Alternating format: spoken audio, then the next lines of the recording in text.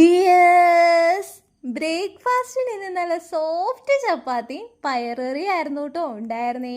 10 മണിക്ക് ഒരു പാതി ആപ്പിൾ കഴിച്ചു. ഉച്ചയ്ക്ക് ചോറിന് മീൻ മുളകിട്ടതും മുട്ട മെഴുക്കുവരട്ടിയും പിടിയുണ്ടത്തോരനായിരുന്നു ഉണ്ടായിരുന്നേ. വൈകുന്നേരം ഇന്ന് ചക്ക മെഴുക്കുവരട്ടിയും മീൻ മുളകിട്ടതും തന്നെയായിരുന്നു കേട്ടോ കഴിച്ചേ. ഉച്ചത്തെ തലേന്നത്തെ മീൻകറിയും വൈകുന്നേരത്തെ ഇപ്പം അമ്മ ഉണ്ടാക്കി വെച്ച മീൻകറി ആയിരുന്നു കേട്ടോ. അതാ 2 മീനായേ.